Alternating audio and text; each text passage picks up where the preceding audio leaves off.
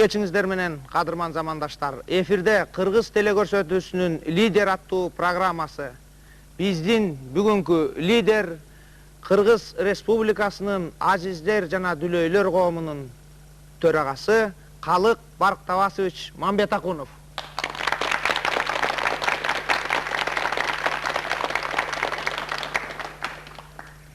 Эми ушул көрсөтүүбүздү бир кичинекей документ бар эле, ошону окугандан баштасак. Прошу, зачитайте. Центральное правление Кыргызского общества слепых и глухих выражает озабоченность активным интересом со стороны различных организаций, в том числе Управления муниципальной собственности к зданию по улице Бакамбаева, 126, принадлежащего Кыргызскому обществу слепых и глухих. При этом предупреждаем всех прихватизаторов, облаченных в государственных мундир, всех бессовестных посягателей на собственность незрячих и глухих, всех коррупционеров, пытающихся путем прихватизации собственности инвалидов развалить Кыргызское общество слепых и глухих, что за 60 лет своего существования всю материально-техническую базу построило на деньги, заработанные руками нескольких поколений слепых и глухих, без участия государства, без единой копейки из государственного бюджета. Кыргызское общество слепых и глухих, являясь добровольной, неправительственной, общественной организацией, не уступит никому из своей собственности ни 1 квадратного метра зданий и сооружений, ни 1 квадратного метра земли. В случае насильственного отчуждения собственности инвалидов или решения вопроса за нашей спиной, мы оставляем за собой право на адекватные меры, а также все другие действия, способные остановить взорвавшихся полукриминальных элементов. Спасибо. Калык Барктабасович, ушундай документтү бир жерден таап алдык. Эми мунун тону ушу баардыгыбыз үчүн бир чети кызык, бир чети ушу түшүнчө да болот. Дайым эле ушундай кат жаза бересиңерби? Ушул катты жазууга эмне себеп болду эле? Ушул сиздин катыңыз экен. 1992 жылы Мамлекеттик мүлк фондусу бизге кеңешмек турсун, бизге айтпай, бизге билдирбей туруп, сыртыбыздан борбордук башкарма иштеп турган офистин астындагы 400 чарчы метр помещениябизди жеке адамга сатып жиберишкен экен. Ушуну билгенден кийин биз бардык жерлерге кайрылдык, барбаган уюм кирбеген, мамлекеттик чиновник калбады.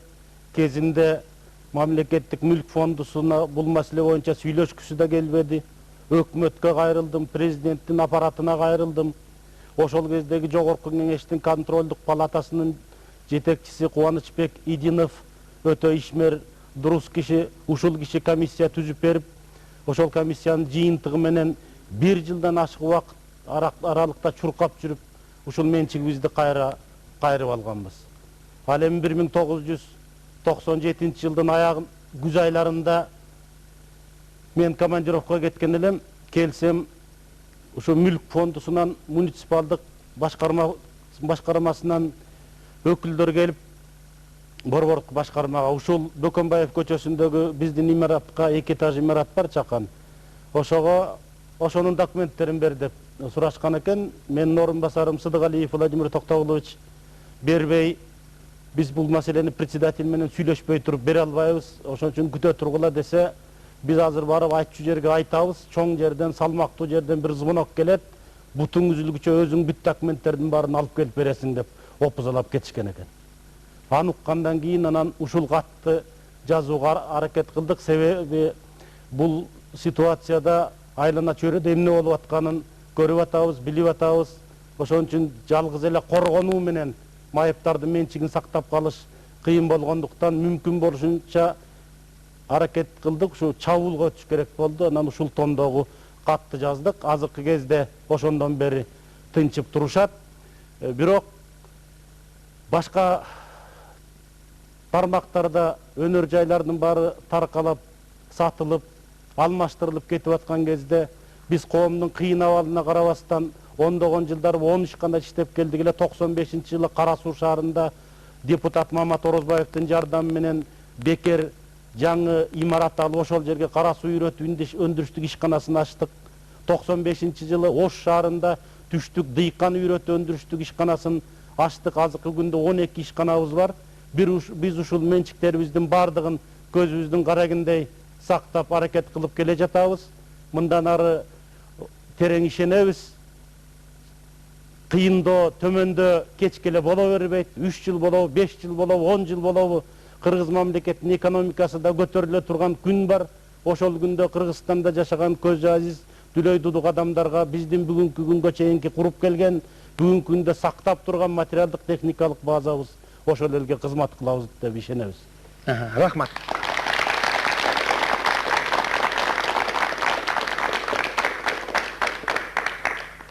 Калкбек Бабасович, мына сизди биз көп жылдан бери билебиз.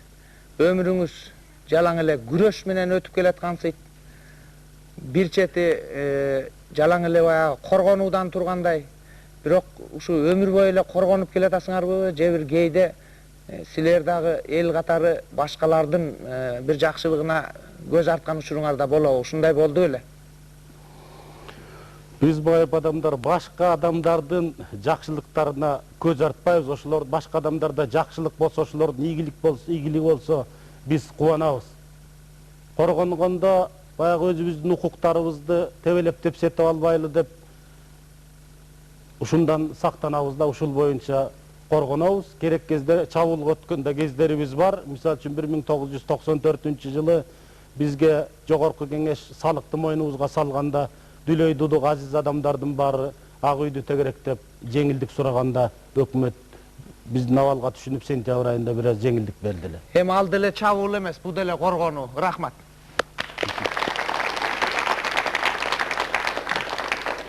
Эми урматтуу катышуучулар, суроолоруңуздарды бере берсеңиздер. Кимде суроо? Урматтуу агай, сизге берүүчү биринчи суроо бул жеке менчик учурунда жашап келатабыз. Мында учурда жалаң эле майыптарды жеке менчик ээси катары айландырууга мүмкүнчүлүк барбы, же майыптар өмүр бою бакма катмар болуп өтүп кетеби? Ошого жооп берсеңиз. Рахмат. Эми жеке менчик кези болгондо деле мен коомдун жетекчиси катары башка өнүккөн капиталисттик мамлекеттердеги майыптар коомун жетектеген адамдар менен сүйлөшүп келатам ушу 7 жылдан бери. Мисалы үчүн бул адамдар Италиядагы азиздердин жетекчиси, Франциянын, Великобританиянын, Голландиянын, Германиянын, Америка Кошмо Штатынын жетекчилери менен кезиктик. Алардан өкүлдөр бизге 2 жолу Кыргызстанга келип да кетишти. Эми ушул капиталисттик мамлекеттердеги майыптар коомунун жетекчилери бизге айтышат, ушу шериктештик мамлекетиндеги майыптар коомдоруна. Социализмдин калтырып кеткен, ушу майыптарга калтырып кеткен 2 жакшы нерсеси бар, ошону сактап калганга аракет кылгыла дешет да. Биринчиси, ушу майыптардын бирдиктүү коомунун түзүлүп иштеп аткандагысы ушул эң жакшы иш деп белгилешет. Себеби 1993-жылы жанагы Түркия мамлекетинин социалдык коргоо министрлиги тарабынан чакырылганбыз. Ошондо Абдыган Эркебаевич өкмөттө вице-премьер министр болуп турган эле. Ошол киши өкмөттөн каражат бөлүп берип, Анкарага, бул Бишкекте ишканабыздын аксакал директорубуз бар, Калмаков Аманат Калмакович. Ушул киши экөөбүз Анкарага барып, түрк тилдүү мамлекеттердин азиздер коомунун төрагаларынын эл аралык конференциясына катышканбыз. Ошондо билсек, Турцияда көзү азиздердин гана 29 коомдук уюму бар экен. Анан өкмөт чөйрөсүнөн катышып отурган чиновниктер Анкарада айтышты, биз ушул майыптар коомунун көптүгүнөн жадап бүттүк дейт. Бир эле маселе менен бүгүн бирөө келет дейт, түштөн кийин бирөө, эртең бирөө келип эле кыйнап бүтүштү. Ушул силерде ушу бирдиктүү болгон жакшы экен деп, алар ушу 95-жылы бирдиктүү коомго биригишти. Бул биринчи жагы болуп атат. Экинчи жагы, майыптарды массалык түрдө жумушка орноштуруу, жумушсуздукту чечүү боюнча биздин мореки үйрөтүү өндүрүштүк ишканалардын түзүлүшү дагы жакшы нерсе экен. Себеби капиталисттик мамлекеттин көбүндө атайын түзүлгөн майыптардын ишканасы жок. Аларда жөн гана фирмаларда, компанияларда квота берилет, ушу 6%, 5% майыптарды жумушка орноштурасыңар деп, ошонун эсебинен мамлекеттеги фирмаларга чоң салык боюнча жеңилдиктерди берет экен. Анан эми азыр рынок кезинде курулуп жатабыз, жанагы Американын майыптарынын башын бириктирип турган Goodwill деген организация бар. Ушул коомду өзүбүзгө салыштырып көрсөк, булардын дагы биздикиндей эле ишканалары бар экен. Бул коомдун мамлекет тарабынан берилген миңдеген акр айдала турган, сугарыла турган жерлери бар экен. Бул жерде айыл чарбасы менен кызмат кылышат экен. Өздөрүнүн магазиндери бар экен. Ден соолукту чыңгай турган, бул биздин эс ала тургандай жайлары бар экен. Биздин санаторийлерде болгон. Анан жанагы Фордтун компаниясында ошол машиналардын рулевой управлениелерин чогултушат экен ушу майыптар. Ошонун негизинде жашап турушат экен. Бирок мамлекеттик бюджет тарабынан ар бир квартал сайын чоң суммадагы кайрымсыз деп коет го, безвозмездный финансылык каражаттарды берип турат экен. Ошонун ичинен майыптар жашайт экен. Демек, биз дагы бүгүн велосипедти ойлонуп, жаңыдан велосипедти куруп отуруштун кереги жок. Ушул өңдө алдыда келаткан мамлекеттердин эле үлгүсүндө турушубуз керек. Негизги базалар бизде мурда эле түзүлгөн, азыр дагы ошолорду сактап отурабыз. Бир болгону мамлекет тарабынан, жогорку кеңеш тарабынан колдоо керек. Рахмат.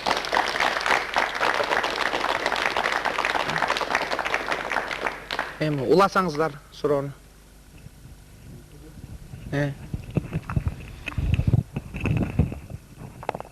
Жакырчылыкты жоюу боюнча мамлекеттик программа кабыл алынган.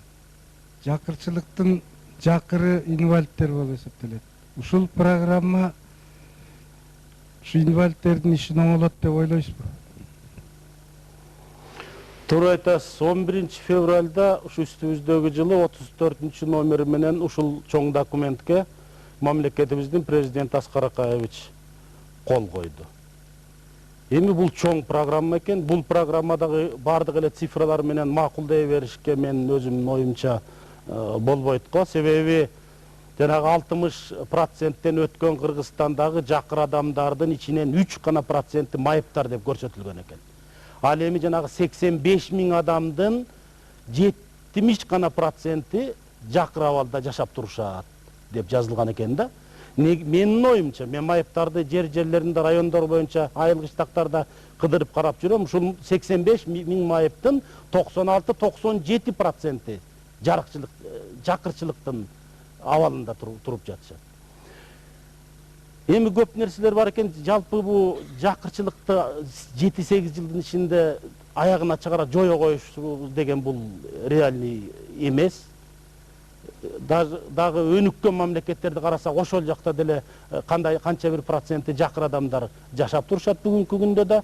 Бирок дагы мамлекетибиздин аткаруу бийликтеринин ушундай программаны кабыл алынганы бир жагынан жакшы нерсе. Эми бунун кандай аткарылышы керек? Биринчи себептен, мына биздин өзүбүздөн деле бул жерде майыптар коому боюнча сөз болуп аткандан кийин алыс кетпей ушул жерде мисалда келтирсек, бүгүнкү күнгө карата бул аракет программасы ушу бүгүнкү күнгө чейин эле мамлекет тарабынан майыптарга мамиле болуп келсе, бул аракет программасы ушу бойдон эле көпчүлүк бөлүгү кагаз бетинде эле калып калат. Себеби бул жерде майыптарды жумушка орноштуруу, ошонун негизинде алардын материалдык жагын оңо, экономиканы оңо деп атат. Башка дени сак калктарга да ушундай программада белгилениптир да. Эми биздеги эле майып адамдарды өзүбүздүн акча тыйыныбыз менен куруп алган ишканаларыбызга биз майыптарды толук камдуу кылып иштете албай атабыз. Бүгүнкү күндө жумушка тартылган адамдар 1200 адам. Биздин мүмкүнчүлүгүбүз, бүгүнкү өндүрүштүк потенциалыбыз 3000 адамга чейинкини жумушка орноштурганга болот. Бирок мамлекеттин ката кетирген, ката жүргүзгөн саясаттын негизинде бүгүнкү күндө инвалидтердин абалы кыйын. 1996 жылдын 1-июлунда жаңы салык кодекс ишке киргенден бери майыптар кадимки эле толук кандуу эмгек коллективдериндей болуп эле НДС деп коет, жана кошумча наркы салыгын төрөп атабыз. 20% ФЧС деп коебуз, жана коопсуздук фондусуна төлөйбүз, сатылган товардан налог төлөйбүз, социалдык фондко налог төлөйбүз. Ушинтип отуруп, ушул абалыбыздын өтө кыйын кезине келдик.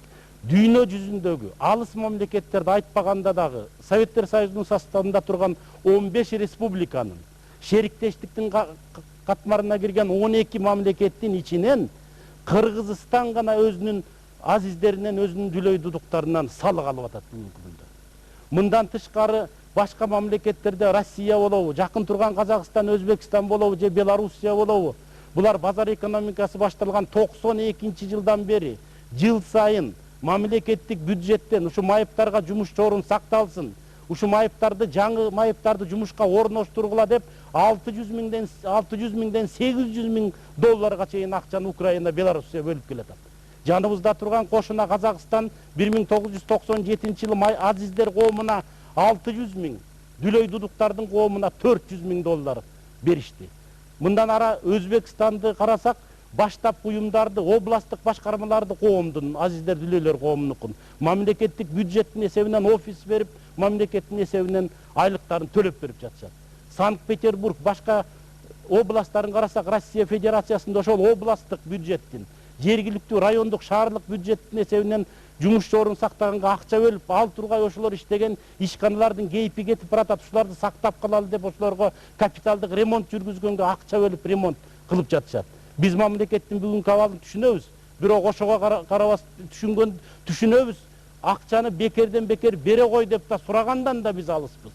Биздин буга чейинки болуп келген жыл сайын бериле турган 3 миллион сомдук кредитти да өз учурунда бир да сом менен ала албай келе жатабыз бүгүнкү күнгө чейин.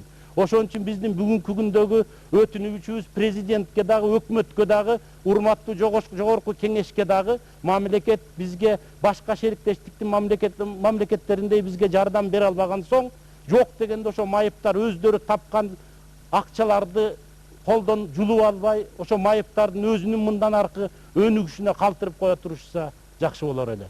Эгерде ушулар аткарылса, андан аракет программасы аткарылса болот. Эми орто жетекчилердин орто звеносун карап көргөндө, эгерде ушул орто звенонун жетекчилерине колу таза эмес, ишти билбеген адамдар көбүрөөк келсе, биздин президентибиздин ар бир баштаган жаңы ишин, ар бир реформасын ошол эле деңгээлден ишке ашырбай токтотуп койгонго булардын күчү жетип жатат да. Кээ бир руководителдер, жетекчилерди карап көрсөк, өздөрүнүн аймагында, өзүнүн шаарында, районунда, областында бир жакшы иштер болсо, булардын баары мен бүтүрүп салдым, мен жасап салдым деп көкүрөк коюп жүрүшөт.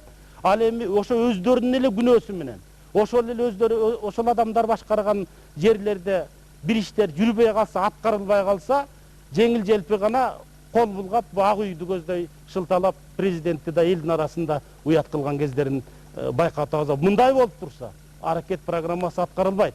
Андан тышкары дагы айта кете турган нерсе, көп жерлерде бул 5-6 жылдан бери ар кай жерде кичине заводдор, фабрикалар салып атат, жолдор ачылып атат. Ошонун баардыгына Аскар Акаевичти тегеректешип, ээрчитип барышат. Аскар Акаевич бул жерде момундай заводду ачып салдык, момунча киши жумушка орношмой болду, момунча пайданы таап салган болдук деп. Аскар Акаевич аларга ишенет, барат, ачылышына катышат. Анан кийин эле карасак, жарым жылдан кийин, 1 жылдан кийин ал заводдун тамтыракайы чыгып, же иштебейт, же көп салынган салымды актабайт, салынып коюлган жолду кыскартып салып койдук деп убада беришет. Ал жолунан жөө адамдан башка машина жүрбөйт экен, канча каражаттар кетип атат. Бул боюнча жалгыз киши, жалгыз президенттин бардыгына жетектеп, бардыгын текшерип турганга мүмкүнчүлүгү жок. Менин оюмча ушул жергиликтүү бийликтерде, министрликтерде, ошол эле президенттик өкмөттүн аппаратында иштеген чиновниктердин чоң күнөөлөрү бар.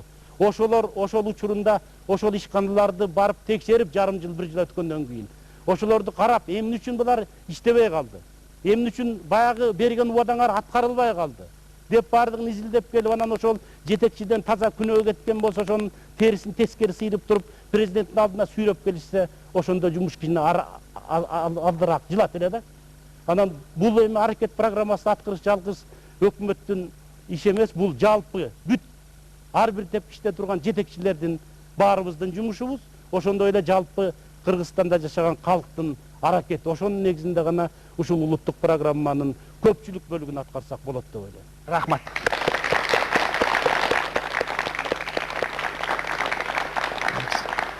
Суроону улаңыздар.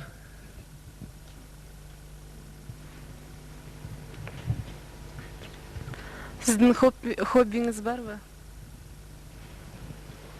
Хобби эми кээ бир адамдарга окшоп, мен сутканын 18 саатын, 20 саатын эл үчүн иштеп, эл үчүн чуркап жүрөм деп көкүрөктү койгондон алысмын. Эми күндүн көпчүлүк бөлүгү бул кызматты аркалап майыптар маселесин чечем деп жүргөндөн кийин убактымдын көптүгү ушуга кетет. Ал эми хобби мен көбүнчө китеп окуйм. Бизде китептер чыгарылат, Брайль системасы дейт, колдун манжасы менен окуган китептер, анан магниттик лентага дикторлор жазган илимий китептер, көркөм адабият китептер жазат, ушуларды көп окуйм. Андан тышкары бош убактарда музыканы жакшы көрөм. Классикалык музыкалардан, кыргыздын ырларынан, мурунку ырларынан, элдик ырларынан өзүмчө чогултуп, ушундан бир жыйнактарды түзүп алып, ушулар менен да аракет кылам да. Рахмат. Эми сиздер улай берсеңиздер.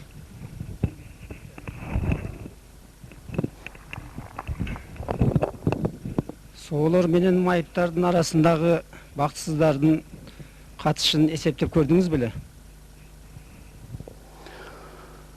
Бул катнашты эми эсептеп көргөн жокмун, бирок да негизинен алганда адам өзүнүн акыл эси, аракети, жүрүш турушу менен өзүнүн бактысын жасап алат да. Бирок да бул өйдө ылдый болгон заманда жашап турабыз, ушул кезде даярдыгы жок туруп, кандайдыр бир себептер менен мамлекеттик бийликтин белгилүү бир тепкичтерине келип отуруп калган адамдар, асмандан күтпөгөн иши асмандан келип башына конгон, бага башына конгон адамдар кээде ушу кызматынабы же ар жак бер жактан ушул кезден пайдаланып улуп жулуп тоноп алган дүнүйөсүнө мык чыйышабы, ушундай чиновниктердин ушул адам менин мүдөмдү чечип берер бекен, мени кыжалаттан чыгарып коер бекен деп карапайым жакырчылыкта жашап аткан адамдар келгенде аларды бир жерде чөп жардын арасында тырмалап жүргөн бир кумурскага, жөргөмүшкө окшоп кайдыгер болуп текеберлик менен жогорудан карап турган 6 санаман адамдарды да мен бактысыз адамдар деп ойлойм.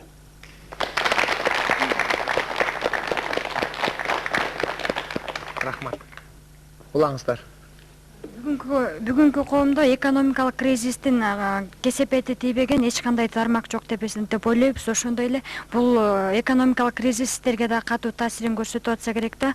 Айтат эмеспи, бул дубанан тарынса мазарга барат деп, силер кайда барайын деген оюңуздар бар? 60 жылдан ашык болуп калды кыргыз азиздер жана дүлөөлөр коомунун иш кылып келатканы. Ушул жылдардын ичинде миңдеген көзү азиздер, дүлөй дудук адамдардын муундары, мазары катары, ошол жерден колдоо алары, жардам алуу катары биздин коомго кайрылып келишти. Эми биздин коомго келген адамдардын жолу ар түркүн.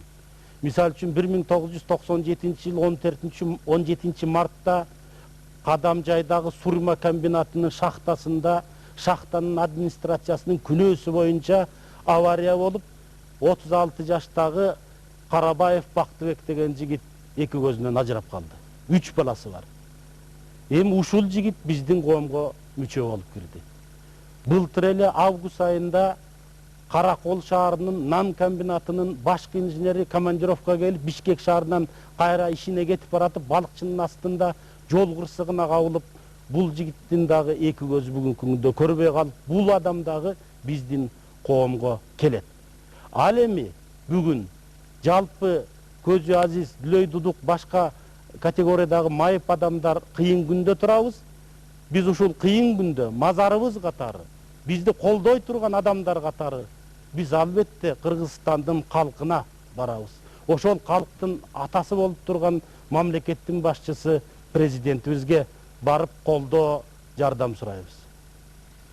Рахмат. Калык Бактабасович, мына сиздин ушул коомдун 60 жылдык юбилейине, салтанатына арналган чогулушта бир жасаган докладыңызда мындай деген сүйлөм бар экен да. Мезгил өткөндөн кийин биздин ушул байыркы жергебиздин эң орошон мезгилинде жашоо убактысына туш келгенибиз билинер дегенде ушундай бир учкул, аябай жүрөктү эзген баягы сүйлөмдөр бар экен да. Эми кандай деп ойлойсуз? Ушул дүйнөнүн ажарын мекендин ажарын, көркүн көзү менен көрүп, анын ушундай ажайып добуштарын кулагы менен укпаган адамдар ушу ата мекенди кантип сүйө алат болушту экен. Кыргызстанда бүгүнкү күндө 85 000 майып бар. Ушул 85 000 адам Кыргызстандын жанагы 4 515 000 калкында эле ушул кыргыз мамлекетинин жарандары болуп эсептелишет. Ошол 85 000 адамдын көпчүлүгү кезегинде колхоз совхоздо дан өстүрөлүк, картошка өстүрөлүк, буудай өстүрөлүк деп кызыл ашыгын какшатып, муздак суу кечип жүрүп, талааларда оору болгон адамдар. Ак кар көк музду тепсеп жүрүп, мал багып, ошол жерден ден соолугунан ажырап, анан майып болгон адамдар. Өлкөнүн экономикасын көтөрөлүк деп, завод фабрикаларда иштеп жүрүп, өндүрүштүк травмада алышып, ден соолугунан ажырап, майып болгон адамдар. Жол кырсыгына каршы кабылып, экологиянын начарлыгынан, медицинанын алсыздыгынан оорукчандар майыпка айланышкандар. 1941-45 жылдагы кандуу согушта өлкөсүн, эли жерин коргойлук деп, сактайлык деп кан кечип жүрүп, ден соолугунан көзүнөн ажыраган майыптар. Кийин эле Афган жеринде кан кечип, ошол жерден ден соолугунан ажырап келген адамдар ушу 85 000 адамдын ичине кирет. Анан кантип биз өзүбүздүн мамлекетибизди сүйө албай, кантип биз өзүбүздүн мамлекетибизди урматтай албайбыз? Бир элдин ичинде уламыш бар. Кудай жерди жаратканда ошол жерден ар кими бөлүштүрүп алалы деп Кудайга кайрылышкан экен. Биринчи болуп славян тукумунан киши келген экен. Кетменин көтөрүп алып, аркасын арасын илип алып, куруна балтасын кыстарып алып келип, Кудайдан мага жер бер, биз көп элбиз. Укум тукумубузду көбөйтөлү, ушул жерде оокат кылалы дегенде, силер чынында көп элсиңер деп туруп, жанагы Россияны, Беларустун жерин окраина кылып, дыйкан адамдар экенсиңер деп, жана кара топурактуу жерлерин, токойлорун, саз жерлерин кылып ошолорго бөлүп берген экен. Ал кетери менен кара ингендин оозунан ак көбүгүн чачтырып, казак келген экен чапкан бойдон. Ал да айтат, мага да жер керек эле, жер бериңиз десе, Кудай айткан экен, сен жүрүшүңө караганда сага кеңири талаа керек окшойт. Ошон үчүн могу Сарыаркадай керилген талаалуу жерди берейин казагым. Ошол жерде оокат кылгының деп, ошол жерди бөлүп берген экен. Андан кийин чапанын кийип алып, курчанып, колуна кетменин көтөрүп алып, дагы бир дыйкан келген экен, аны карап туруп, сен күн ысыгына карабастан ушу чапан кийип алып келиптирсиң, күндүн ысыгына чыдамдуу адам өңдөнөсүң, кетменин бар экен, дыйкан окшойсуң, сен ушул жерде дыйканчылык кылып жаша деп өзбектердин жерин берген экен. Ал кеткенден кийин атына минип алып кыргыз келип, Кудай мага дагы жараткан жериңден бир бөлүгүн мага бер десе, Кудай айтат экен, болгон жердин баардыгын бөлүп берип койдум. Сен эмне үчүн мындай ыкшоо болуп кеч келдиң? Азыр эле сенин алдыңда Чукчи деген ал бар экен, аларга жер калбай калгандан тетиги түндүктөгү муз баскан, кар кетпеген катаал жерди бердим. Эми сага бере турган жерим жок. Дегенде анда кыргыз, анда эми жок болсо, кечигип калса күнөө анда өзүбүздө экен, анда отуруңуз, бир жолго алган гүл азыгым бар эле, ошондон тамактаналык деп астына, Кудайдын астына дастарконун жайып, гүл азыгын жайып, кесесине чаначынан кымыз куюп берип, Кудайды коноктогондон Кудай ойлонот экен. Тиги келгендердин баарына жер бердим эле.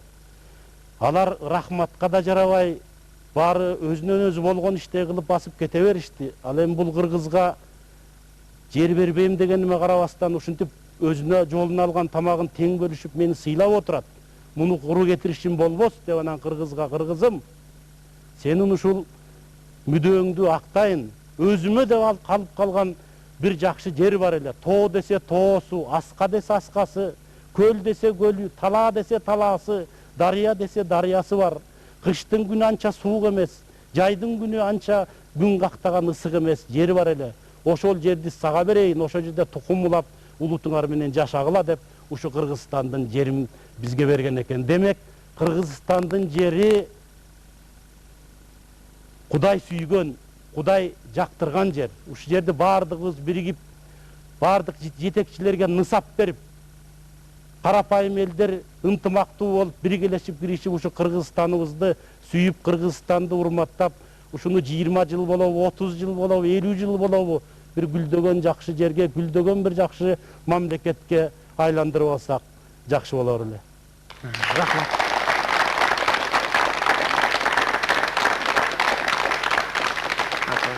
Эми Алыкбек Табасович, ушул Кыргыздын жери ушунчалык эле бейиштин жери, бул дүйнөдөгү бейиш ушу Кыргызстанда деп баардыгыбыз ойлойбуз. Силер дагы, сиз дагы ушундай деп ойлойт экенсиздер. Бирок бейиш, бул дүйнөдөгү бейиш окшогон жерлер дүйнөдө көп. Эң негизгиси биз өзүбүздүн жерибизди бейиш катары сүйгөндүгүбүз. Анан ошону сиз дагы ушундай белгилеп жаткандыгыңыз, бул дагы ушу силердин пейилдин, кенендиги, жүрөгүңөрдүн ушунчалык жакшылыгы. Кудай ушул пейилиңерди, ушул сезимиңерди кут кылсын. Рахмат. Суроону улагыла. Майыптар өздөрүн объективдүү себепте бактысыз деп эсептешет экен. Ушул туурабы?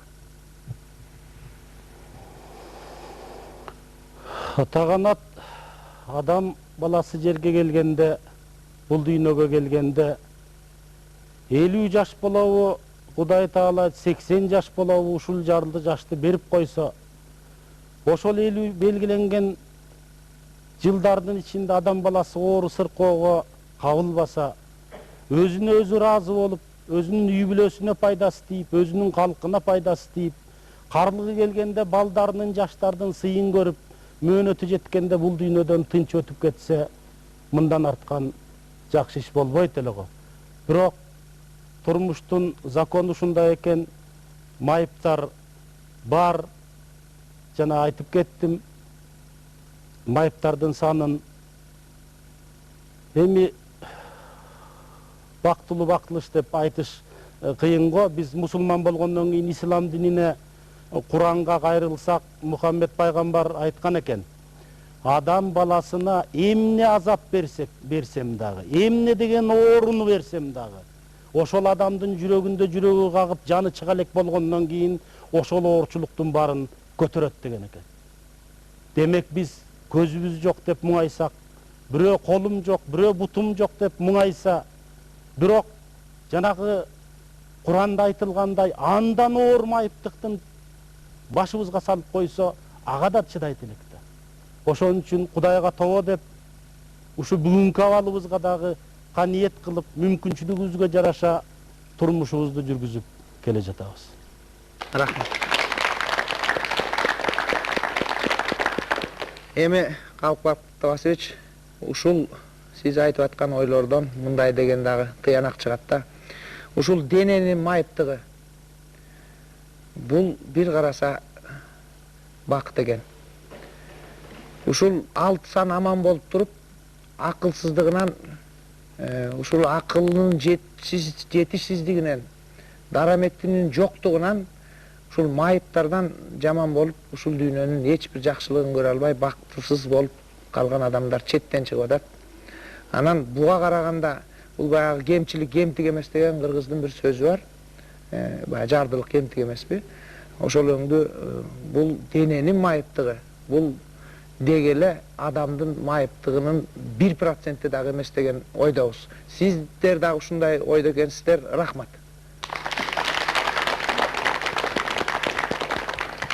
Суроону уласаңыздар.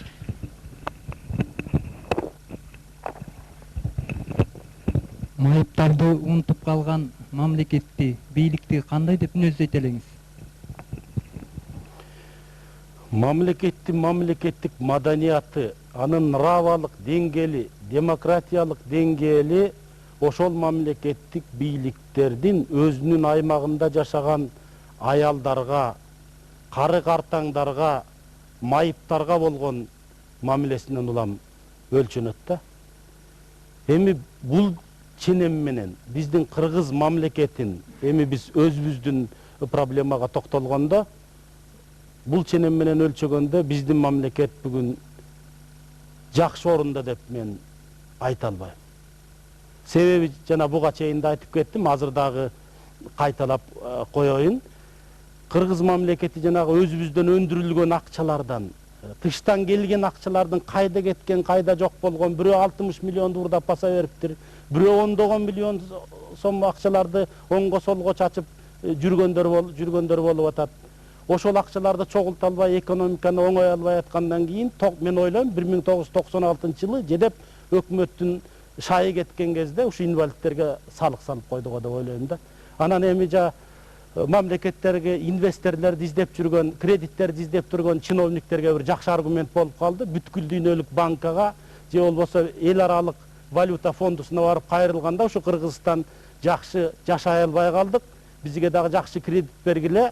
Биз бүгүнкү күндө ушу майыптардан алган салыктын эсебинен жашап туруп атабыз. Майыптардан чогулган социалдык фонддун налогторунун ичинен элге пенсия берип эптеп жан берип атабыз. Балким инвесторлор да чыгып калар, көбүрөөк кредит берип калар деп ойлойм да.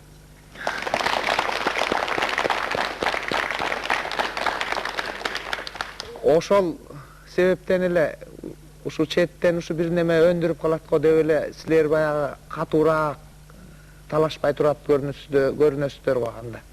Жандай эмеспи? Эми аны айтыш кыйын го. Рахмат. Эми улай берсеңиздер. Сиздин жетпей жүргөн тилегиңиз барбы? Эми адам өзүнүн өмүр жолунда көп нерсени каалап, көп нерсени тилейт экен. Бир кез өмүрүнүн бир этабында ошол каалоолор, ошол тилектер аткарылгандан кийин андан кийин дагы бир тилеги чыгат экен. Эми адам экенбиз да, пенде экенбиз. Ал эми бүгүнкү күндөгү менин каалоом, тилегим ушу дени сак адамдардай болуп, жанагы бизге азыр турмушубузга жаңы кирип атпайбы, компьютер системасын үйрөнөйүн деп аракет кылып жүрөм. Азыркы күндө компьютердин түзүлүшүн, анын клавиатураларын өздөштүрүп атам. Буюрса ушул жылдын аягында компьютерлерде ушу дени сак адамдардай теңелбесем да ошолорго жакындап иштеп калам го деп тилек кылып атам. Ошо тилегим аткарылса ишиме да жеңил болот.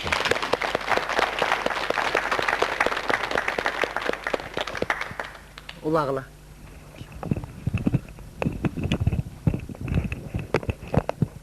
Сиз көп жылдан бери майыптардын официалдуу да, иш жүзүндө да лидерисиз.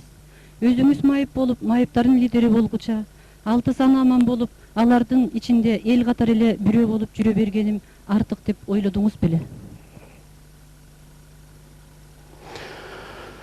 Майыптыктын туткунунан чыгайын, ооруган оорумдан айгайын деген дебеген оорулуу майып адам бул турмушта болбосо керек. Мен дагы пендемин, мен дагы ушундай ойлойм. Эгерде бирөө мага бүгүн сага ушул 1969-жылга чейин көрүп турган көзүңдүн көрүүсүн кайрып берели 3 күнгө. Ушул 3 күндүн ичинде өзүң менен жашап аткан өмүрлүк жарыңдын өңүн көр. Өзүңдөн төрөлгөн балдарыңдын өңүн көр. Атаңдын өңүн көр, ага туугандарыңды көр. Мындан 25 жыл мурда ушу менин көзүм көрбөй калганынан жүрөк оорулуу болуп 37 жашында дүйнөдөн кайткан апаңдын мүрзөсүнө барып, бирөөнө жетелетпей, өзүң басып барып ошол жерден Куран окут, дуа кыл десе, ушу Кыргыздын жакшы шаарларын, айылдарын көр, Кыргызстандын жакшы элге төбөсү көрүлгөн инсандарын көр, Кыргыздын туңгуч болуп президенти болгон Аскар Акаевдин өңүн көр, Кыргыздын ала тоосун, зоолорун, көлүн, талааларын, токойлорун көр.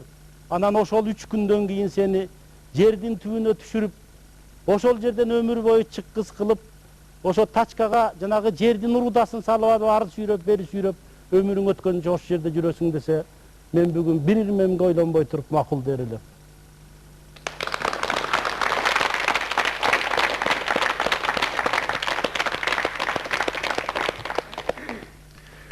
Улаңыздар. Майыптыктын деңгээли генофонддун көрсөткүчү деп ойлойсузбу? Бүгүнкү күндө майыптар өздөрүнөн өздөрү азайып жок болуп баратат да. Эгерде ушундай болсо, генофонд оңолот деп ойлойсузбу? Генофонд маселеси менче бүткүл дүйнөдөгү мамлекеттердин баарында эле куруштурган маселе. Өзгөчө шериктештик, ал шериктештиктин ичинен биздин Кыргызстандагы генофонд маселеси менен бийлик дагы, адамдар дагы аракет кылыштарыбыз керек.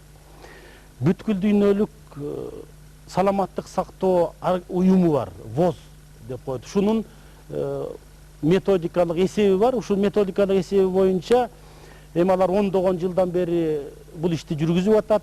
Майыптыкты аныктама боюнча алардын өздөрүнүн тартиби бар экен. Ошол боюнча ар бир мамлекеттин калкынын 0,1% майып болот экен. Мисал үчүн биздин Кыргызстанда 4.600.000 эл болсо, көзү азиздер бүгүнкү күндө 4.961 адам. Же болбосо ушул 0,1%тен бир аз көбүрөөк да. Ал эми Дүлөйдүдүк адамдар 3.077 адам. Эми бул 0,1%ке чукулураак болот экен да. 93-жылы биз Аманат Калмакович болуп Туркияга бардык деп атпайм. Ошол конференцияда Турцияда сөз болду. Туркияда 60 миллион калкына 6 миллион азиз адам бар экен. 10%.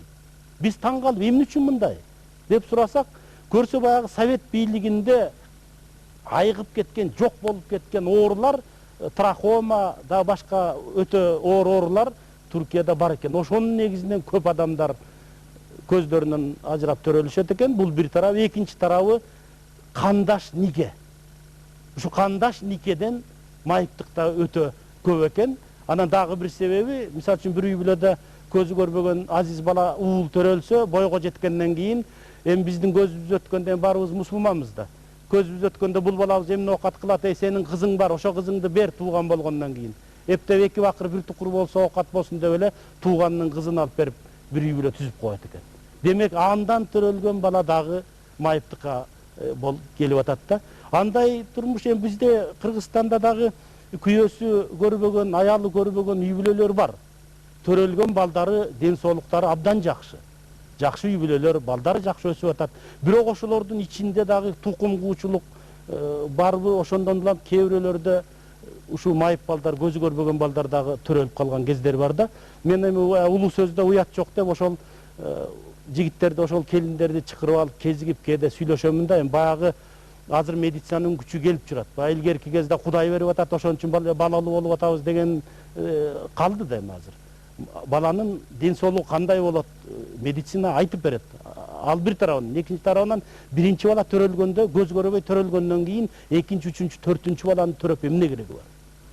Ушул маселени дагы жалпы майыптардын арасында дагы жана кандаш нике боюнча калктын арасында дагы жүргүзүш керек да. Ал эми майыпчылык такыр жоюлуп кетет деген, менин оюмча жакынкы 100 жыл, 200 жылдын ичинде майыпчылык жоюлуп кетпейт го. Эми турмуш ошондой экен, бул оору сыркоодон эч ким сактана албайт экен, майыптыкта дагы болбойт экен. Эми мен адамдар эми жамандыгынан же өзүнүн каалоосунан майып болбойт экен да. Жана жогоруда айтпадымбы, ар кайсы жолдор менен адамдар майып болуп калып атат. Майыптар боло берет экен, эми маселе башка жакта. Ошол майыптарды мамлекет тарабынан шарт түзүп берип, мамлекет тарабынан колдоп турганга шарт түзүш керек да. Ошол жанагы дени сак адамдардын, ана мамлекеттик бийликтердин чоң милдети. Рахмат. Дагы бир айтып кое турган сөз, майып болбойт деген гарантия эч кимге жок. Эч кимге. Андай гарантияны эч ким бере албайт. Ушуну көрбөй, ушуну билбей, биздин бүгүнкү күндөгү мына орайки көп нерселерге саясий сокурлугубуз келип чыгып олдурат. Суроону улай берсеңиздер.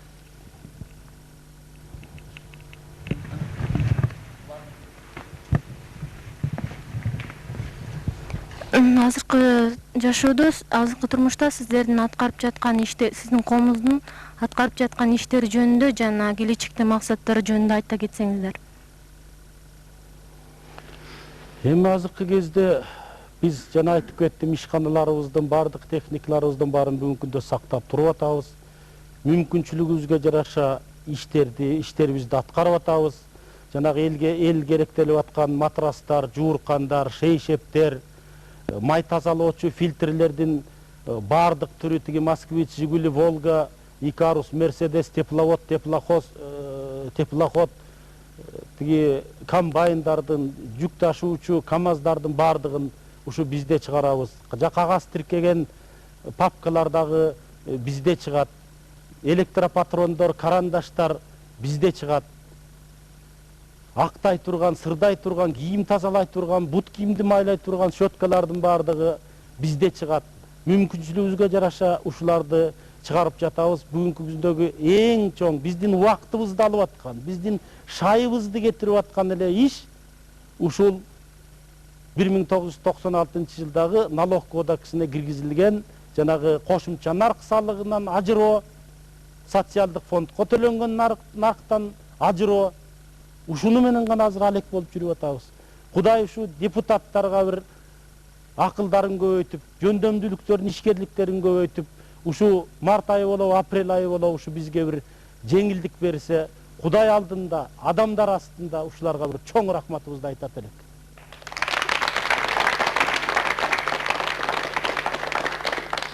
Калкбак Табасович, ушул сиздер чыгарып аткан товарлар жалпы базарларга чыгып атат да. Бир кандайдыр бир жеңилдиктер барбы ошолорду сатып өткөрүүдө, же өздөрүнүн сапаты кандай, конкуренцияны көтөрө алып атабы? Сапаттары эң эле жакшы. Себеби биз көп жылдан бери бул продукцияларды чыгарабыз. Биздин майып жумушчулар өздөрүнүн жоопкерчиликтерин билишет. Ал эми жеңилдик боюнча эч кандай жеңилдик жок. Жанагы салыктардын эсебинен баалар ушунча көтөрүлүп кеткен, аны эл дагы ала албайт экен. Анан кийин колубуздан келишинче эле аракет кылып атабыз. Жанагы салыктардан ажырап кетсек, биздин чыгарып жаткан продукциялар дагы арзан болуп, анан элге да жакшы болот эле. Жана жумуш иштеп аткан биздин майыптарга да жакшы болот эле.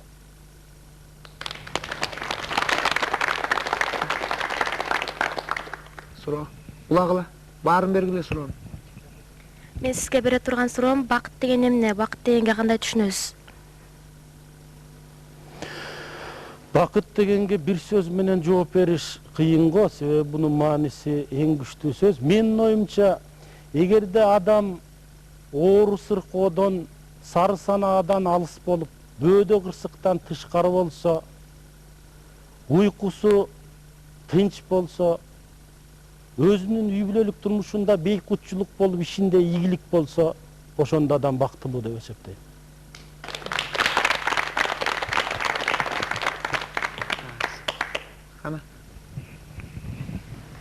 Siz менен кызда чогуу окуп, сиздин азиз экениңизди көрүп туруп турмушка чыккан, жетелешип жүрүп окууну бирге бүткөн биринчи аялыңыз менен ажырашып кеткенди угабыз. Үй бүлөңүздө азыр бактылуумун деп эсептейсизби? Мен азыр 45 жаштамын. Ушул 45 жаш курагыма чейин, ушу бүгүнкү күнгө чейин мен майда чүйдөсүн эсепке албаганда 3 чоң өкүнүчүм бар.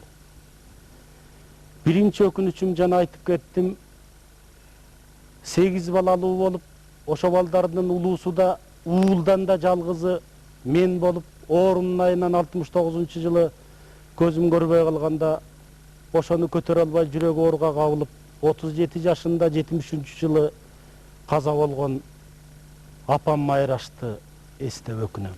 Азыркы кездеги өсүп чоңоюшкан 7 карындашым алардын үй бүлөсүнүн турмушун көрсө, ден соолугумдун мындайына карабай менин иштеп, үй бүлө күтүп, жакшы жүргөнүмдү көрүп, биздин бир чыны ысык чайыбызды ичип турсак, андай ошо кишиге бакыт болот эле деп өкүнөм.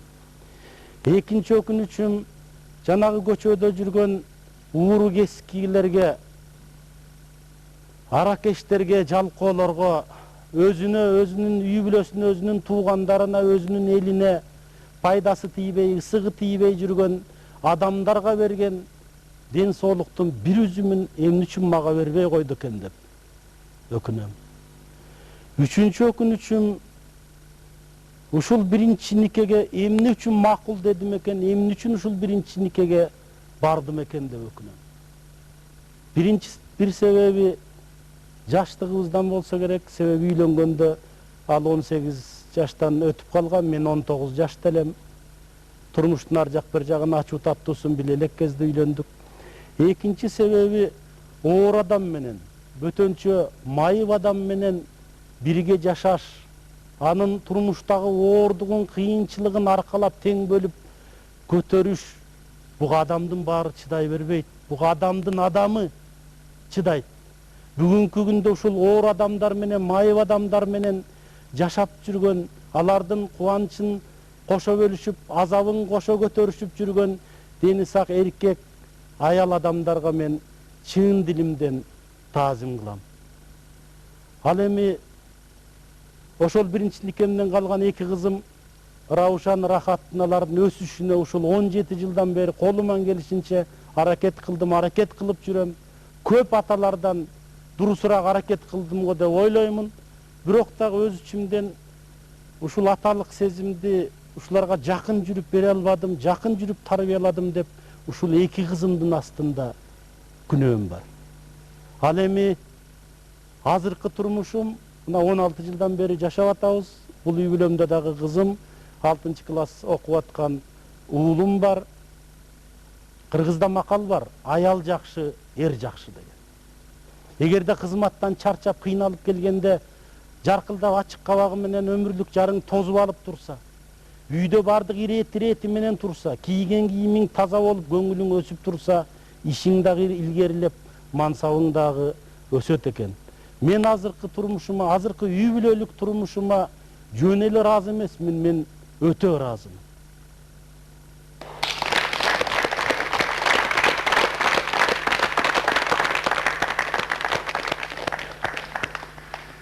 Эми Калыкбарк Таласович, ушинтип ушул студияга бир топ кишилер келди. Ушул студиянын курулуп бүткөнүнө 1-2 жылга чамалап калды. Ушул жерде толгон адамдар бүтүн атпай Кыргызстанга өзүнүн ой пикирлерин айтышты. Анан эми ошонун эле баардыгы ушунчалык сиз окшоп бүтүн жүрөктөн чыккан кеби менен эч бир кошумча жасалма эчтеке кошуп айтпай, ушинтип айтып кеткендер ошончо көп эмес. Эми биз ойлойбуз, эми мындан кийин деле көп киши чогулат, ошолордун ичинде деле ушу чанда болор ушу сиздей адамдар. Ушу сизди республиканын майыптарынын лидери деп таап алып чакырып атканыбызга биз өзүбүз дагы сүйүнүп отурабыз. Бул өзүбүздүн ишибиз, бирок эң негизгиси бүгүнкү көрсөтүү сиз жөнүндө болгондон кийин ушу сизге ушу сиздин ушул баардык ойлоруңузду бөлүшүп, ушу баардык болгон нерсеңиздин баарын чыгарып берип аткандыгыңыз үчүн биз аябай ыраазыбыз. Эми сизге акыркы бир мүмкүнчүлүк, 1 мүнөттүк эркин микрофон. Өз элиңизге кайрыласызбы, кимге эмне дейсиз, өзүңүз билиңиз. Рахмат. Кутман эне 9 ай көтөрүп белин сыздатып, анан ошол перзенти жарык дүйнөгө, бул дүйнөгө келгенде Кудай Таала 4 жолдун бирине салып коет экен. Баягы кыргыздын байыркы жомоктору бар эмеспи? 2 жолдун кесилишине келиптир, оңго кетсе бейишке, солго кетсе тозокко деген.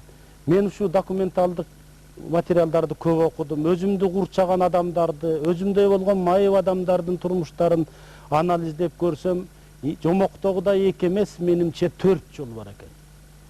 Биринчи жолу адам жарык дүйнөгө келгенде өмүрүнүн биринчи жарымын жакшы жашайт экен, ден соолугу жакшы болот экен, гүрүлдөп, шарылдап, аккан дарыядай болуп өмүр өткөрөт экен. Кээде дардаң тоз болуп, анымынга көп көңүл бөлбөй жүрүп, биринчи бөлүк турмушун өткөрөт экен. Ал эми экинчи бөлүк турмушунда карылыгы келет экен. Баягы алаңдап жүргөн кездеги адамдарга айткан акараты, адамдарга кылган жамандыгы ушул турмушунун экинчи бөлүгүндө ушул адамдын башына келип тиет экен. Баягы заманы жүрүп турган кезде балдарынын тарбиясына, үй бүлөсүнө жакшы карабай жүргөн адамдын балдары начарыраак өсүп калып, карыган кезинде ата-энелерин жакшылап карабай коет экен. Анан мурда бакылдап жүргөн кыйын киши башынан бак кеткенден кийин өмүрүнүн аягында кыйналып жүрүп, балдарынан оңураак сый көрбөй жүрүп, оору сыркоонун үстүндө болуп, сөзгө сөлтүк, кемге кемтик болуп жүрүп, бул дүйнөдөн өтүп кетет экен. Жашоодо экинчи жол бар экен. Адам төрөлгөндө өлгөнүнө чейин көз жумганга чейин азаптан башы кетпейт экен, ооруйт экен, балдарына жакшы ата боло албайт экен, өмүрлүк жарына жакшы өмүрлүк жар боло албайт экен, жумушка берилип иштеп кете турган ишкер да боло албайт экен, көөдөнүн кеңири дем ала албай көкүрөгүн үшкүрүк басат экен, бети чиркөөлөнүп башын өйдө көтөрүп эл ичинде жүрө албайт экен.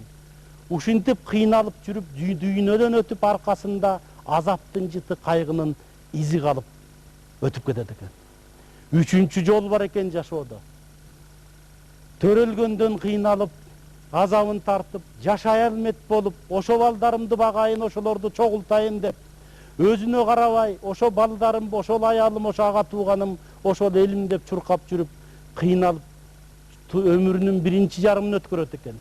А экинчи жарымында ошо кылган мээнети кайтарылып, жашыңда берсин мээнетти, карганда берсин дөөлөттү дегендей карлыгы жакшы болуп, баягы баккан, күч үрөгөн балдары, кыздары эстүү болуп, карган кезинде ошо карган ата энесин жакшылап карап, көз салып, ысык чайын астынан кетирбей, андай болуп балдары колдоп турган ата эне ага туугандын ичинде дагы, ага тууган кошуна колоң, айылындагы шаардагы туугандардын, тааныштардын ичинде дагы кадыр барктуу болуп жүрүп, жакшынакай санжыра сөздөрүн айтып, жаштарды тарбиялап, элдин эсинде калгыдай адам болуп турмуштан өтөт экен.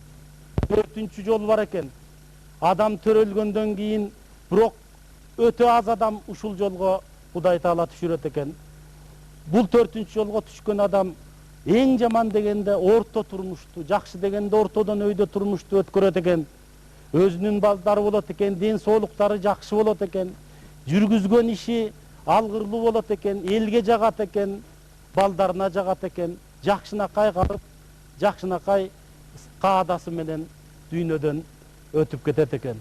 Менин кааларым ушу Кыргызстанда жаштарга, азыркы жаңыдан жарык дүйнөгө келе турган перзенттерге мүмкүн болсо Кудай Таала ошолорду биринчи, экинчи жолго түшүрбөй, үчүнчү жолго, ал тургай төртүнчү жолго көбүрөөк салып койсо адамзаттын багы ачылат беле деп ойлойм. Мен элдин, Кыргызстанда жашаган калктын ден соолугун, ынтымагын тилейм. Күндө эртең менен төшөктөн туруп жатып, бүгүнкү күн жакшы күн болсо экен, бүгүнкү күндө мени менен жолуккан адамдардын ишинде ийгилик болсо экен, үй бүлөмдө тынчтык, ден соолук, ага туугандарым эсен болсо экен, жумуштагы коллегаларымдын жөндөмдүүлүктөрү, ишкерликтери артып турса экен, алардын да көңүлү тынч болсо экен деп тилейм. Эртең менен босогон аттап сыртка чыгып кызматка кетип атып, о Кудай, ушу бүгүн мага жакшылыкты бере көр, кубанычты бере көр, ошол мага берген жакшылыкты, кубанычты бүгүн мен байланыша турган, бүгүн мени менен жолугуша турган адамдарга бөлүштүрүп бере көр деп чыгам. Кечинде оор жумуштан келгенден кийин эс алууга жатып атып, ичимден ушу бүгүнкү түн мени билген, мени тааныган, мен билген адамдарга жакшы түн болсо экен, уйкулары тынч, таттуу болсо экен, жакшы түш көрүшсө экен, ден соолугу бекем болуп, эртеңки чечиле турган, эртеңки бүтүрүлө турган ишке жөндөмдүүлүктөрүн, ишмердүүлүктөрүн арттыра турган түн болсо экен деп ичимден дуа кылып жатам.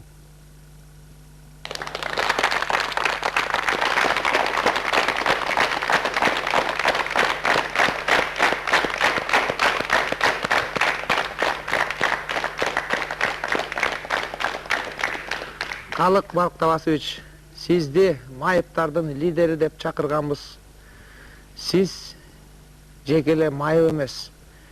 Бул майып деселе биз баягы бир кандайдыр бир кемирээк категория катары түшүнөбүз.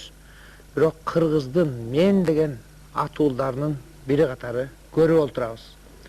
Сизге эң жакын көргөн, эң жакшы көргөн адамына адам эмне кааласа, ошол жакшылыктардын бардыгын каалайбыз. Рахмат.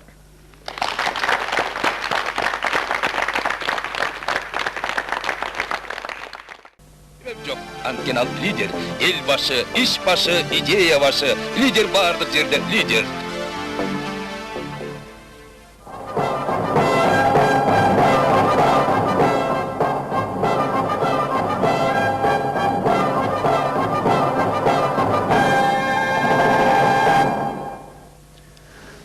Кайрылуу кечиңиздер менен, кадырман замандаштар. Эфирде Кыргыз телекөрсөтүүсүнүн лидер аттуу программасы. Биздин бүгүнкү лидер Кыргыз Республикасынын азиздер жана дүлөйлөр коомунун төрагасы Калык Барктабасович Мамбетакунов.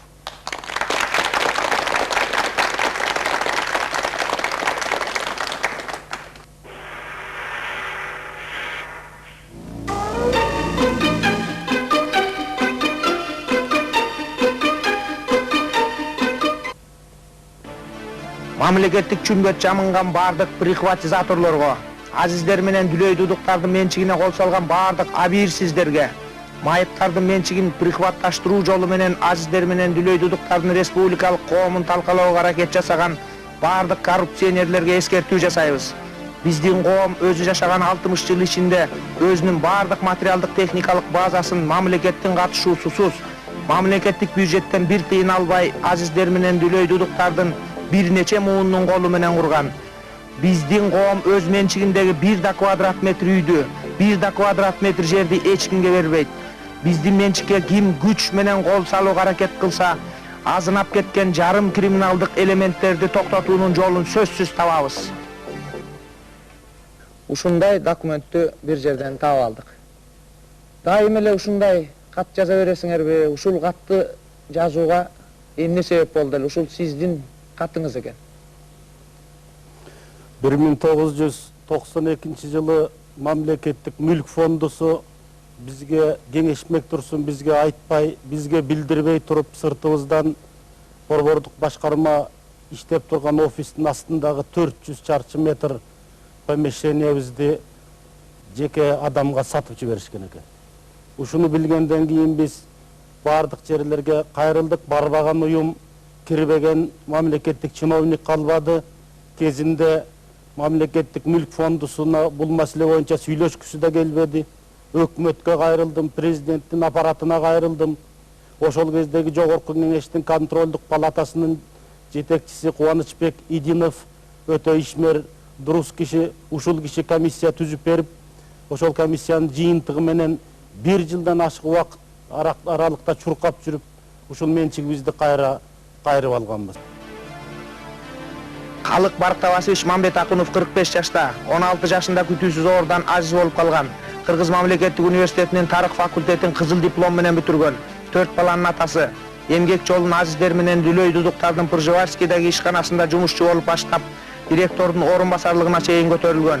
5 жыл бою азиздер менен дүлөй дудуктардын Жалал-Абадтагы, 5 жыл бою Фрунзедеги номер 1 ишканасын жетектеген. 7 жылдан бери азиздер менен дүлөй дудуктардын республикалык коомунун төрагасы.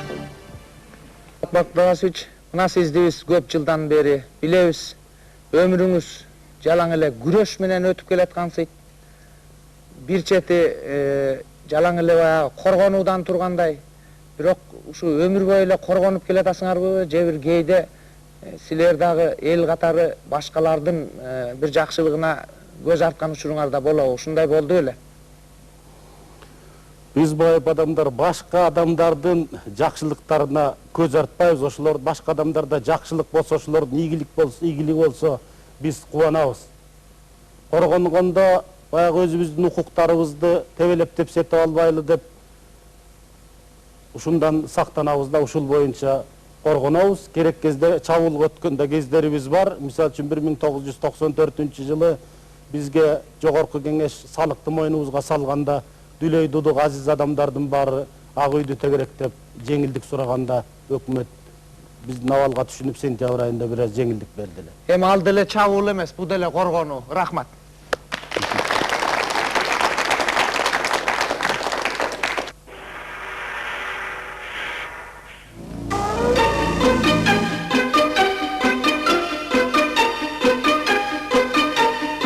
Мында учурда жалаң эле майыптарды жеке менчик ээси катары айландырууга мүмкүнчүлүк барбы, же майыптар өмүр бою бакма катмар болуп өтүп кетеби? Ошого жооп берсеңиз. Майыптарды массалык түрдө жумушка орноштуруу, жумушсуздукту чечүү боюнча биздин мореки үйрөтүү өндүрүштүк ишканалардын түзүлүшү дагы жакшы нерсе экен. Себеби капиталисттик мамлекеттин көбүндө атайын түзүлгөн майыптардын ишканасы жок. Аларда жөн гана фирмаларда компанияларда квота берилет, ушу 6%, 5% майыптарды жумушка орноштурасыңар деп, ошонун эсебинен мамлекет тиги фирмаларга чоң салык боюнча жеңилдиктерди берет экен. Анан эми азыр рынок кезинде курулуп жатабыз, жанагы Американын майыптарынын башын бириктирип турган Goodwill деген организация бар. Ушул коомду өзүбүзгө салыштырып көрсөк, булардын дагы биздикиндей эле ишканалары бар экен. Бул коомдун мамлекет тарабынан берилген 1000 деген акр айдала турган, сугарыла турган жерлери бар экен. Бул жерде айыл чарбасы менен кызмат кылышат экен. Өздөрүнүн магазиндери бар экен. Ден соолукту чыңай турган, бул биздин эс ала тургандай жайлары бар экен. Биздин санаторийлерде болгон. Анан жанагы Фордтун компаниясында ошол машиналардын рулевой управлениелерин чогултушат экен ушу майыптар. Ошонун негизинде жашап турушат экен. Бирок мамлекеттик бюджет тарабынан ар бир квартал сайын чоң суммадагы кайрымсыз деп коет го, безвозмездный финансылык каражаттарды берип турат экен. Ошонун ичинен майыптар жашайт экен. Демек, биз дагы бүгүн велосипедди ойлонуп, жаңыдан велосипедди куруп отуруштун кереги жок. Ушул өңдө алдыда келаткан мамлекеттердин эле үлгүсүндө турушубуз керек. Негизги базалар бизде мурда эле түзүлгөн, азыр дагы ошолорду сактап отурабыз. Бир болгону мамлекет тарабынан, жогорку кеңеш тарабынан колдоо керек. Лидер үчүн элден катар сыр, элден коркор себеп жок. Жакырчылыкты жоюу боюнча мамлекеттик программа кабыл алынган. Жакырчылыктын жакыры инвалидтер болуп эсептелет. Ушул программа ушу инвалидтердин ишин оңолот деп ойлойсузбу? Мамлекетибиздин аткаруу бийликтеринин ушундай программаны кабыл алынганы бир жагынан жакшы нерсе. Бул жерде майыптарды жумушка орноштуруу, ошонун негизинде алардын материалдык жагын оңоо, экономиканы оңоо деп атат. Башка дени сак калктарга да ушундай программада белгилениптир да. Эми биздеги эле майып адамдарды өзүбүздүн акча тыйыныбыз менен куруп алган ишканаларыбызга биз майыптарды толук камдуу кылып иштете албай атабыз. Бүгүнкү күндө жумушка тартылган адамдар 1200 адам. Биздин мүмкүнчүлүгүбүз бүгүнкү өндүрүштүк потенциалыбыз 3000 адамга чейинкини жумушка орноштурганга болот. 1996-жылдын 1-июлунда жаңы салык кодекс ишке киргенден бери майыптар кадимки эле толук кандуу эмгек коллективдериндей болуп эле НДС деп коет, жана кошумча нарк салыгын төлөп атабыз. 20% ФЧС деп коебуз, жана коопсуздук фондусуна төлөйбүз, сатылган товардан налог төлөйбүз, социалдык фондко налог төлөйбүз. Ушинтип отуруп, ушул абалыбыздын жериктештиктин катмарына кирген 12 мамлекеттин ичинен Кыргызстан гана өзүнүн азиздеринен, өзүнүн дүлөй дудуктарынан салык алып атат бүгүнкү күндө. Мындан тышкары башка мамлекеттерде Россия болобу, жакын турган Казакстан, Өзбекстан болобу, же Белоруссия болобу, булар базар экономикасы башталган 92-жылдан бери жыл сайын мамлекеттик бюджеттен ушу майыптарга жумуш орун сакталсын, ушу майыптарды, жаңы майыптарды жумушка орноштургула деп 600 миңден 800 миң долларга чейин акчаны Украина, Белоруссия бөлүп келет. Жаныбызда турган кошуна Казакстан 1997-жылы азиздер коомуна 600 миң, дүлөй дудуктардын коомуна 400 миң доллар беришти. Мындан ара Өзбекстанды карасак, баштапкы уюмдарды, областтык башкармаларды коомдун, азиздер дүлөйлөр коомунукун мамлекеттик бюджеттин эсебинен офис берип, мамлекеттин эсебинен айлыктарын төлөп берип жатышат. Санкт-Петербург, башка областтарын карасак, Россия Федерациясында ошол областтык бюджеттин, жергиликтүү райондук шаарлык бюджеттин эсебинен жумуш орун сактаганга акча бөлүп, ал тургай ошолор иштеген ишканалардын кейпи кетип баратат, ушуларды сактап калалы деп ошолорго капиталдык ремонт жүргүзгөнгө акча бөлүп ремонт кылып жатышат. Биз мамлекеттин бүгүнкү абалын түшүнөбүз, бирок ошого карабас түшүнөбүз, акчаны бекерден бекер бере кой деп да сурагандан да биз алыспыз. Биздин буга чейинки болуп келген жыл сайын бериле турган 3 миллион сомдук кредитти да өз учурунда бир да сом менен ала албай келе жатабыз бүгүнкү күнгө чейин. Ошон үчүн биздин бүгүнкү күндөгү өтүнүбүчүбүз президентке дагы, өкмөткө дагы, урматтуу жогорку кеңешке дагы мамлекет бизге башка шериктештиктин мамлекеттериндей бизге жардам бере албаган соң, жок дегенде ошо майыптар өздөрү тапкан акчаларды колдон жулуп албай, ошо майыптардын өзүнүн мындан аркы өнүгүшүнө калтырып кое турушса жакшы болор эле. Эгерде ушулар аткарылса, андан аракет программасы аткарылса урок. Калык Мамбет Акынов жетектеген ишканалар жыл сайын кескин өнүгүү, жаңылануу жана кеңейүү үстүндө гана болуп келген. Ал республикалык партиялык уюмдун борбордук комитетине мүчө болуп шайланып, майыптар маселесин мамлекеттик, эл аралык деңгээлге чейин көтөрүп, коммунисттик мезгилде эле чыныгы элдик лидерлердин бири катары таанылган. Мамбет Акыновдун азиздер менен дүлөй дудуктар коомун жетектөөсү туш болгон өткөрүл мезгилде, жалпы экономикалык социалдык кризис мезгилинде коомдун менчигиндеги бир да ишкана жабылган жок. Бир да чарчы метр үй жайы жоголгон жок. Бир да станогу таланып тонолгон жок. Коомдун ишканалары анда иштегендер деле бакпай, дагы жүздөгөн майыптарды социалдык колдоого алган булак бойдон кала берүүдө. Ушуну уюштуруудагы жеке эрдик үчүн ага даңк медалы ыйгарылган.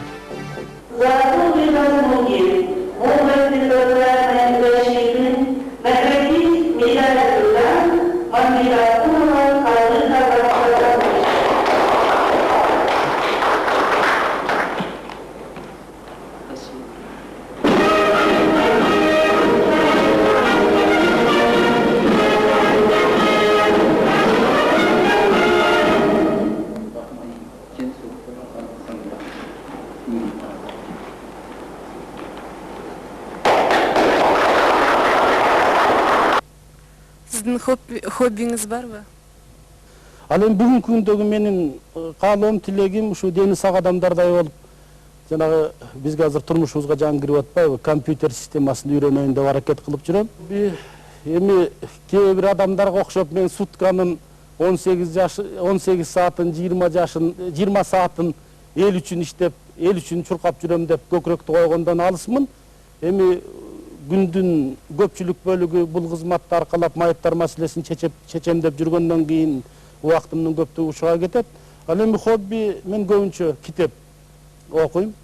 Бизде китептер чыгарылат, Брайль системасы дейт, колдун манжасы менен окуган китептер, анан магниттик лентага дикторлор жазган илимий китептер, көркөм адабият китептери жазат, ушуларды көп окуйм. Андан тышкары бош убактарда музыканы жакшы көрөм. Классикалык музыкалардан, кыргыздын ырларынан, мурунку ырларынан, элдик ырларынан өзүмчө чогултуп, ушундан бир жыйнактарды түзүп алып, ушулар менен да аракет кылам да. Рахмат. Лидер үчүн ачылбаган тема, чечилбеген көйгөй жок. Соолор менен майыптардын арасындагы бактысыздардын катышын эсептеп көрдүңүз беле?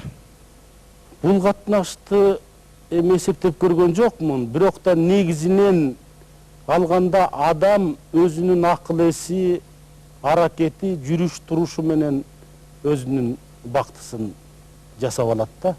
Бирок да бул өйдө ылдый болгон заманда жашап турабыз, ушул кезде даярдыгы жок туруп, кандайдыр бир себептер менен мамлекеттик бийликтин белгилүү бир тепкичтерине келип отуруп калган адамдар, асмандан күтпөгөн иши асмандан келип башына конгон, бага башына конгон адамдар кээде ушу кызматынабы же ар жак бир жактан ушул кезден пайдаланып улуп жулуп тоноп алган дүнүйөсүнө мык чыйышабы, ушундай чиновниктердин ушул адам менин мүдөмдү чечип берер бекен, мени кыжалаттан чыгарып коер бекен деп карапайым жакырчылыкта жашап аткан адамдар келгенде аларды бир жерде чөп чардын арасында тырмалап жүргөн бир кумурскага, жөргөмүшкө окшоп кайдыгер болуп текеберлик менен жогорудан карап турган 6 санаман адамдарды да мен бактысыз адамдар деп ойлойм.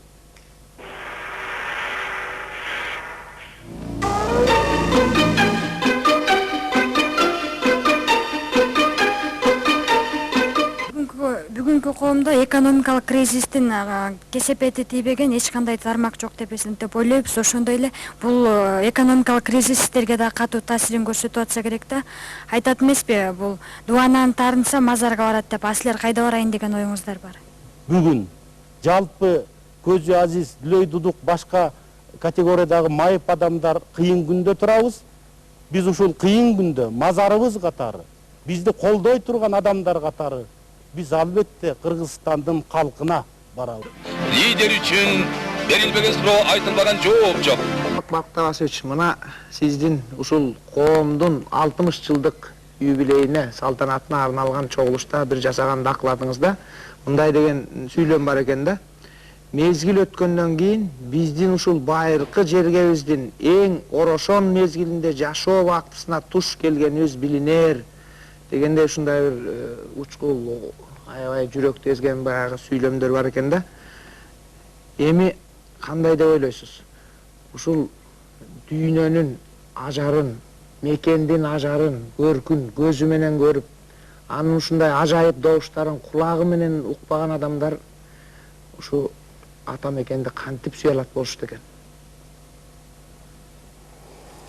Кыргызстанда бүгүнкү күндө 85 000 майып бар. Ушул 85 000 адам Кыргызстандын жанагы 4 515 000 калкында эле ушул кыргыз мамлекетинин жарандары болуп эсептелишет. Ошол 85 000 адамдын көпчүлүгү кезегинде колхоз совхоздо дан өстүрөлүк, картошка өстүрөлүк, буудай өстүрөлүк деп кызыл ашыгын какшатып, муздак суу кечип жүрүп, талааларда оору болгон адамдар. Ак кар көк музду тепсеп жүрүп, мал багып, ошол жерден ден соолугунан ажырап, анан майып болгон адамдар. Өлкөнүн экономикасын көтөрөлүк деп, завод фабрикаларда иштеп жүрүп, өндүрүштүк травмада алышып, ден соолугунан ажырап, майып болгон адамдар.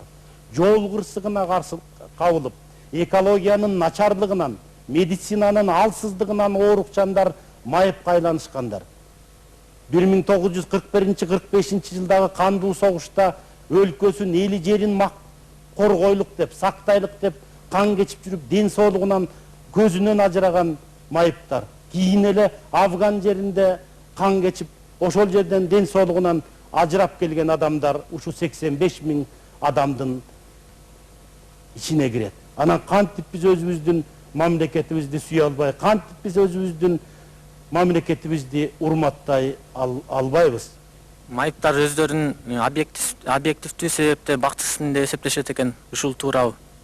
Пайгамбар айткан экен: адам баласына эмне азап берсем дагы, эмне деген ооруну берсем дагы, ошол адамдын жүрөгүндө жүрөгү кагып, жаны чыга элек болгондон кийин ошол оорчулуктун баарын көтөрөт деген экен.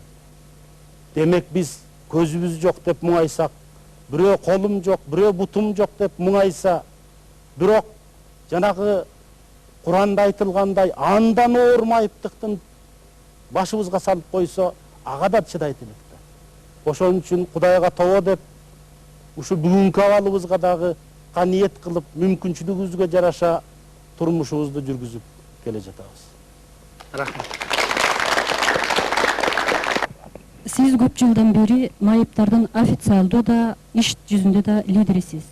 Өзүңүз майып болуп, майыптардын лидери болгуча, 6 саны аман болуп, алардын ичинде эл катары эле бирөө болуп жүрө бергеним артык деп ойлодуңуз беле?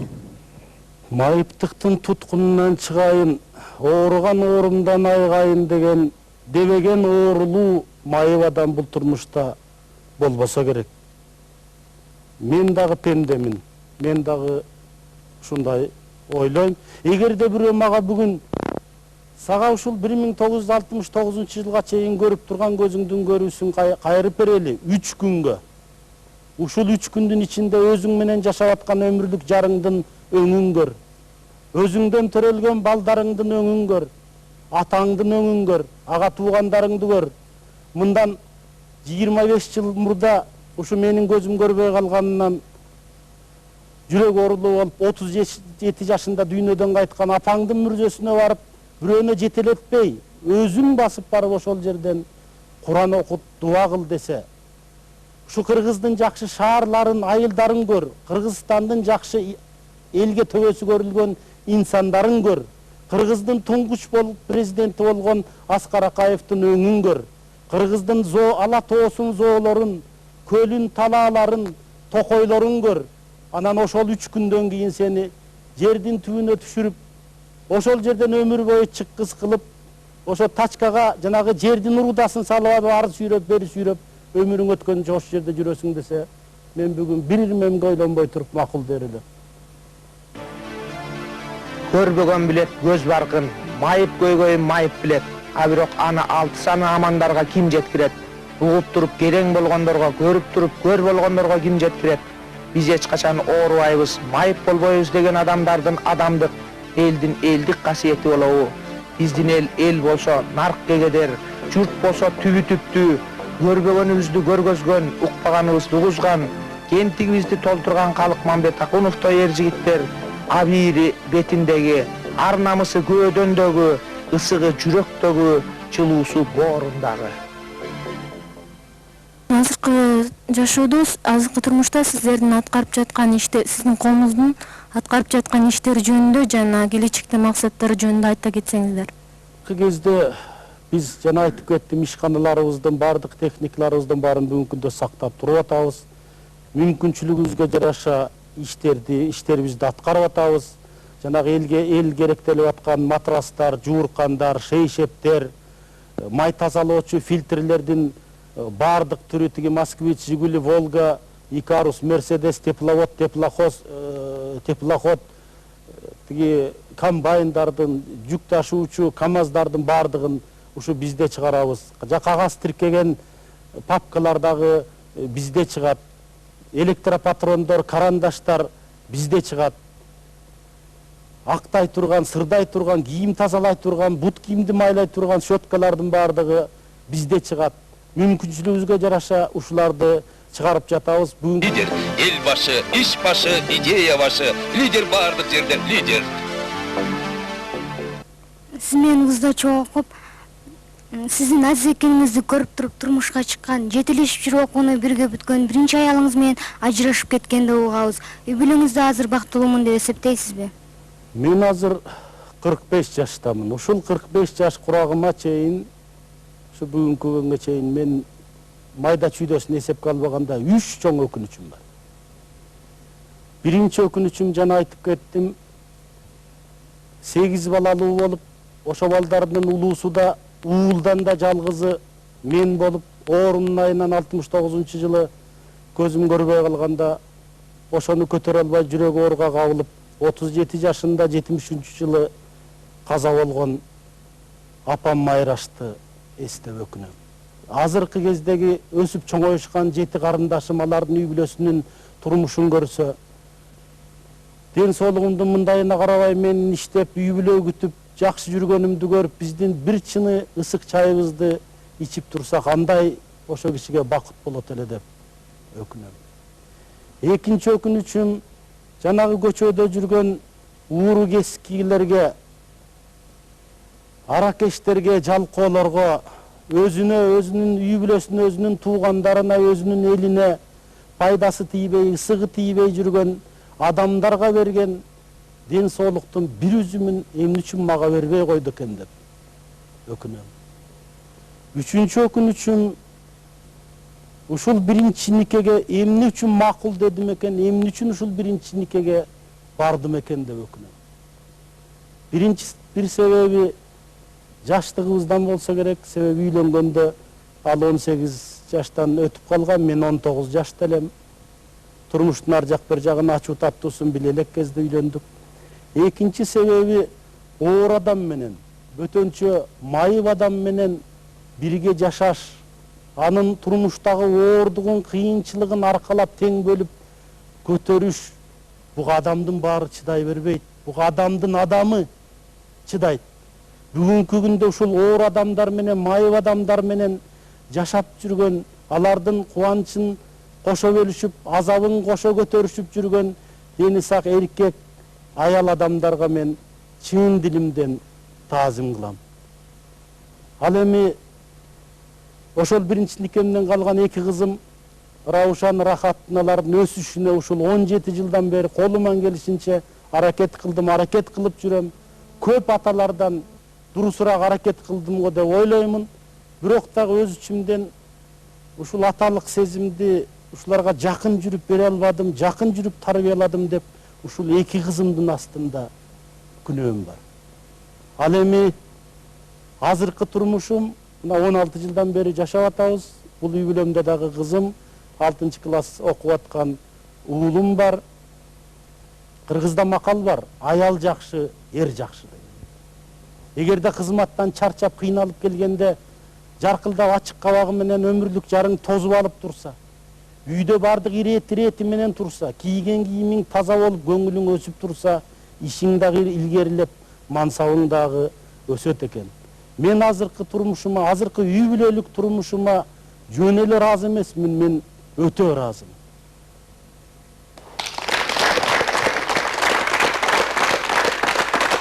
Эми сизге акыркы бир мүмкүнчүлүк, 1 мүнөттүк эркин микрофон.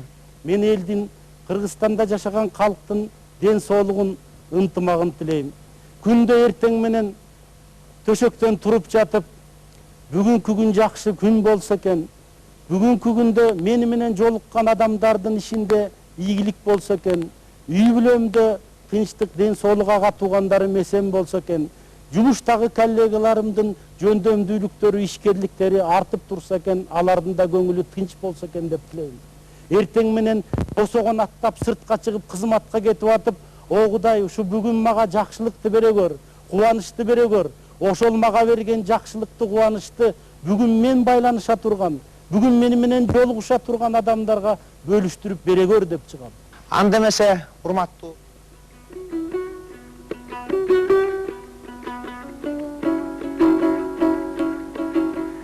урматтуу телекөрүүчүлөр, ар бир адамдын маңдайына жазылган өз тагдыры болот эмеспи?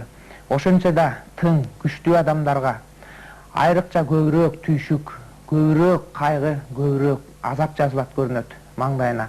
Мына ушул көрсөтүү тартылгандан бир жума өтпөй, ушул көрсөтүүдө Калык Барктабасович өтө жогорку, эң жакшы пикирин айткан өмүрлүк жубайы Татьяна Петровна Мамбетакунова 45 жаш курагында күтүүсүз оорудан дүйнөдөн кайтты. Ааламда күн адамзатка керектей, ааламага жандош кылып бергендей, кантип чыдап, кандай жашап өтөмүн, кош карегим, учкан жылдыз сен дебей. Урматтуу Калык агай, сиздин абалыңызды түшүнүп турабыз. Эң жакшы түшүнүп жатабыз. Кайгыңызды тең бөлүшүп, биз дагы өтө терең кайгыруу менен көңүл айтабыз. Ооба, Азиз атамга кош каректен өткөн мындан артык эмне болот? Сизди биз эң жакшы түшүнүп жатабыз. Ошончо да сиз биздин эң чоң инсандарыбыздын бирисиз. Чапкан сайын көз чыкпайт деген элибиз. Сизди түшүнгөн элиңиз бар. Сиздин артыңызда сизди барктап алар уулдар, барктап алар ата журт, анан да сиз таянган Кыргыз деген журтчулук бар.